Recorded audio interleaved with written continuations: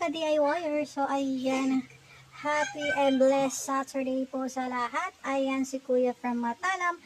At sinamahan siya ni Kuya na may contact sa atin na tagamlang. Kaya sinundo niya at sinamahan niya siya dito sa atin. So, ayan. Bumili sila ng ating 200 watts na solar panel.